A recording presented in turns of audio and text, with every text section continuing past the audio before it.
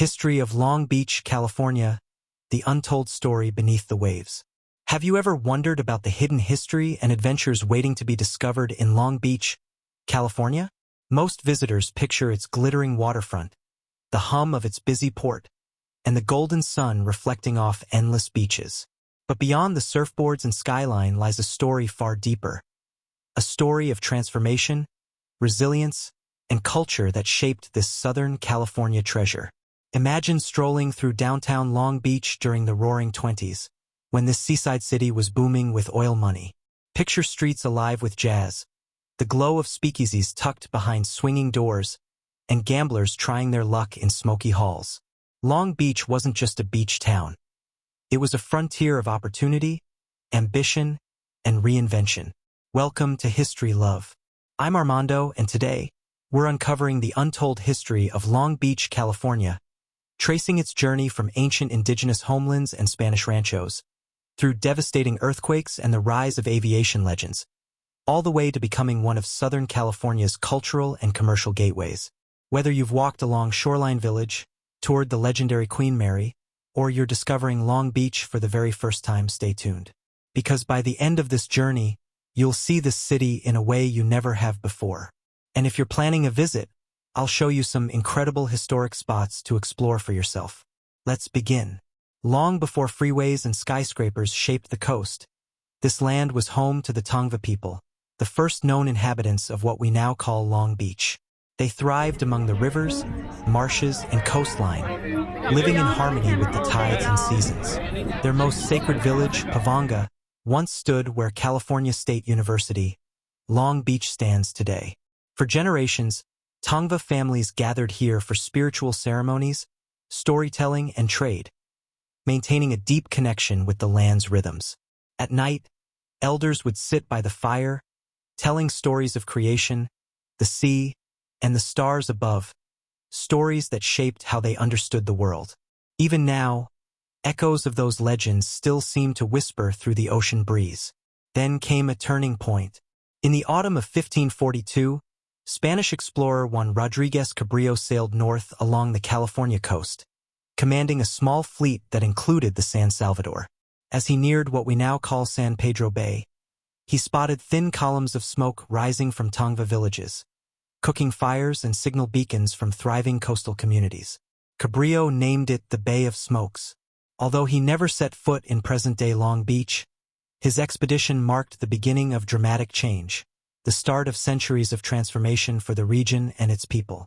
Over 200 years later, in 1769, Gaspar de Portola and Padre Junipero Serra arrived, ushering in the Spanish mission era. The establishment of Mission San Gabriel in 1771 brought forced labor and cultural upheaval to the Tongva, whom the Spanish renamed the Gabrielino.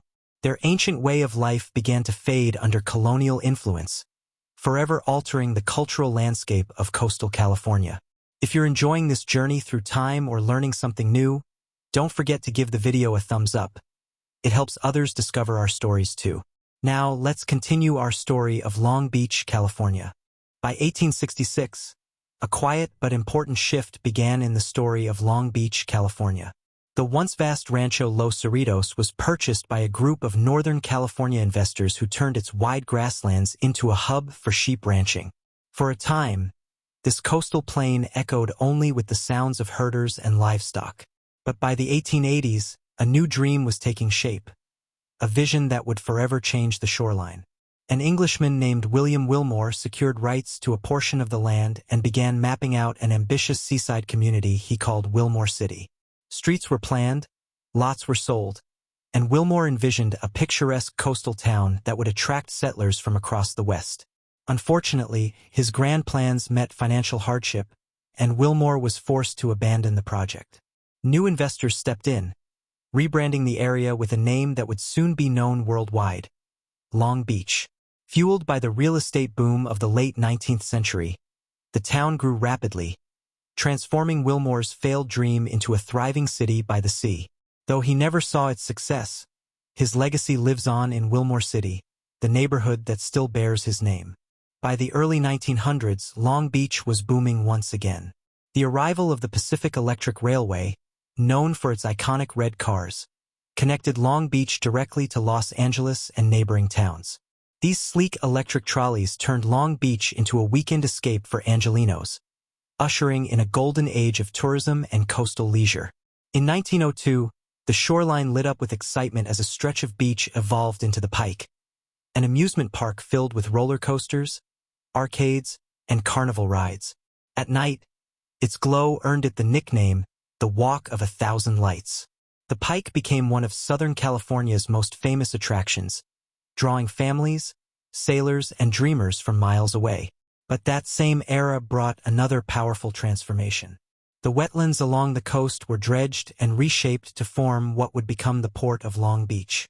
Officially dedicated in 1911, it quickly rose to global prominence, a bustling maritime gateway that would drive the city's economy for more than a century.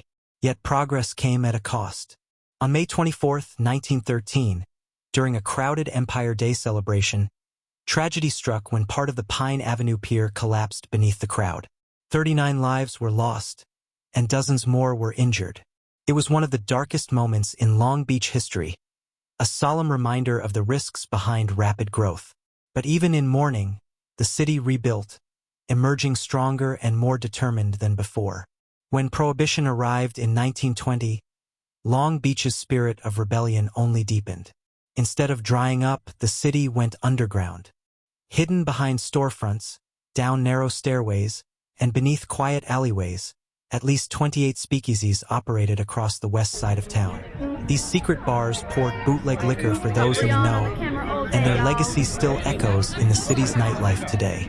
In fact, the historic Jurgens Tunnel, first opened in 1927, is being revived beneath the new Hard Rock Hotel, once again channeling the spirit of the Roaring Twenties. During this same period, Long Beach became a gambler's paradise. By 1938, over 40 card rooms lined the streets, tucked inside saloons and social clubs.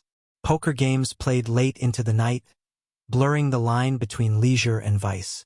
Offshore, the thrill continued. Beginning in 1928, massive casino ships anchored just beyond Santa Monica Bay, attracting thrill-seekers from across California. The most famous of them all was the Rex, a 300-foot floating palace boasting 150 slot machines and an opulent bar. It became the talk of the town until 1939, when law enforcement launched armed raids during the dramatic Battle of Santa Monica Bay. The era of floating casinos came to an end, but they had already cemented Long Beach's reputation as a city of daring enterprise and restless ambition. Everything changed again on June 23, 1921, when the Alamitos No. 1 well struck oil atop Signal Hill. Overnight, a quiet ridge transformed into a forest of wooden derricks. Workers flooded in, chasing fortunes beneath the ground, and the skyline bristled with towers, earning Signal Hill the nickname Porcupine Hill. The discovery made Long Beach one of the world's leading oil producers and powered an industrial boom that would define the city's identity for decades. But Long Beach wasn't only fueling the ground, it was reaching for the sky. After World War I, pioneering aviator Earl Doherty opened a small airfield near the city. By 1923, the site had grown into what would become Long Beach Airport. Following Doherty's tragic death in 1928, the airfield was renamed in his honor. Oil and aviation together turned Long Beach into a cornerstone of Southern California's industrial future. Then disaster struck again. On March 10, 1933, a 6.4 magnitude earthquake rocked the region, toppling buildings and leveling schools across Long Beach. More than 100 lives were lost, most in unreinforced masonry structures. The tragedy led to immediate reform. Within a month, California passed the Field Act, mandating earthquake-resistant construction for all public schools. Out of the devastation, Long Beach emerged safer, stronger, and more determined than ever. The mid-20th century brought war, innovation, and cultural change. During World War II, Long Beach became a vital cog in America's war machine. The naval shipyard on Terminal Island, established in 1943, buzzed with activity as thousands of workers repaired and maintained naval vessels, a mission that would continue until 1997. Just inland, the Douglas Aircraft Company opened its massive plant beside Doherty Field, producing C-47 Skytrans and B-17 bombers around the clock. The hum of engines and the clatter of machinery filled the air. Long Beach had become an industrial powerhouse. That legacy soared even higher on November 2, 1947, when Howard Hughes piloted the colossal H-4 Hercules, better known as the Spruce Goose, on its one and only flight over Long Beach Harbor. Built mostly of birch due to wartime material shortages, the massive aircraft briefly lifted from the water, securing Long Beach's place in the annals of aviation history. Through all the change, the city's coastal charm never faded. The Pike, rebranded as the New Pike, continued to dazzle crowds with its neon glow and festive energy.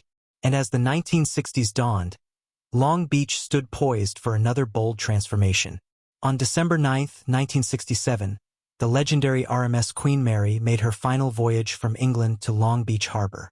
Once a glamorous ocean liner and wartime troopship, she was welcomed by cheering crowds and a flotilla of boats. Purchased by the city for $3.45 million, the Queen Mary was transformed into a permanent attraction, opening to the public in 1971 and becoming a proud symbol of Long Beach's maritime heritage. By the 1970s, the city's energy shifted once again, this time from the sea to the streets. In 1975, the inaugural Long Beach Grand Prix roared to life, transforming downtown into a racetrack for Formula 5000 cars. British entrepreneur Chris Pook's vision of European-style street racing became a sensation, leading to the prestigious Formula 1 Long Beach Grand Prix from 1976 to 1983. The roar of engines didn't just thrill crowds. It sparked a wave of downtown revitalization that reshaped the city. Meanwhile, beyond the noise of racing and nightlife, Long Beach was deepening its cultural roots. In the late 1970s, Vietnamese immigrants who had fled war began settling in the area, bringing with them rich traditions and community spirit. By 1981, the establishment of Chua Phat Tu Buddhist Temple provided a cultural and spiritual anchor for Long Beach's growing Southeast Asian community, a testament to the city's diversity and resilience. Also in 1981, a very different kind of sanctuary opened. Nestled on the campus of California State University, Long Beach, the Earl Burns Miller Japanese Garden welcomed visitors into a tranquil 1.3-acre world of koi ponds, bridges, and meticulous landscaping. Dedicated by Lorraine Miller Collins in memory of her late husband Earl Burns Miller, and designed by landscape architect Ed Lovell, the garden became a peaceful refuge within a city that was rapidly growing around it. Meanwhile, along Anaheim Street, another kind of sanctuary was forming, one built not from stone and water, but from resilience and hope. In the late 1970s and 1980s, Cambodian refugees fleeing the horrors of the Khmer Rouge genocide found safety and a new beginning in Long Beach. Through the 1990s, the community flourished, opening restaurants, building temples, and creating a vibrant cultural presence that transformed the city's east side. In 2007, after years of grassroots advocacy, Long Beach officially designated the area as Cambodia Town, the first recognized Cambodian district in the United States. Today, it's home to the largest Cambodian population outside Southeast Asia, a living testament to the city's global heart. The early 1990s brought a sobering moment of reckoning. In the aftermath of the Rodney King verdict, unrest erupted in parts of Long Beach, mirroring the tensions that gripped much of Southern California. The damage left physical scars, but it also prompted reflection, pushing the city to confront inequality and rebuild with greater unity and purpose. Around the same time, Long Beach's cultural voice was rising on the national stage. From the streets of the city's north side came Snoop Dogg and the G-Funk sound, bringing global attention to Long Beach and embedding it deep within the DNA of West Coast hip-hop. Meanwhile, Sublime blended punk, ska, and reggae into anthems that captured the carefree spirit of coastal California. Together, their music gave Long Beach a rhythm the world would never forget. In 1997, the closure of the Long Beach Naval Shipyard marked the end of an era, but from that loss came reinvention. City leaders envisioned a revitalized waterfront, one that celebrated life and discovery rather than industry. That vision became reality in 1998, with the opening of the Aquarium of the Pacific, a stunning new landmark that symbolized renewal, curiosity, and Long Beach's evolving identity as a city of the sea. As the 21st century unfolded, Long Beach leaned into community and compassion. In 2001, the P.D. Pitchford Companion Animal Village and Education Center opened, setting a new national standard for humane care and symbolizing the city's broader commitment to kindness, not only toward animals, but toward one another. In 2022, the sleek Shoreline Gateway Tower rose high above the skyline, becoming Long Beach's tallest building, a bold symbol of progress and ambition. And just 2 years later, history returned to view as the legendary Sky Room reopened atop the restored Breakers Hotel. Once a favorite haunt of Hollywood stars, the rooftop restaurant reclaimed its place as both a destination and a tribute, offering sweeping coastal views and a taste of the city's golden age. Today, Long Beach continues to evolve, honoring its past while shaping a bold, creative future. Its neighborhoods reflect a mosaic of cultures, and its people are building a city rooted in innovation, diversity, and coastal pride. Whether you're here to explore the historic Queen Mary, feel the thunder of the Long Beach Grand Prix, or stroll through the vibrant streets of Cambodia town, this is a city where every corner tells a story. Long Beach offers a journey as rich as its history, and just as full of possibility. If you enjoyed this video, please give it a thumbs up and subscribe for more stories from Southern California and beyond. Thank you for spending your time here. And remember, life is all about the journey. To keep exploring, click right here, and I'll see you in the next video.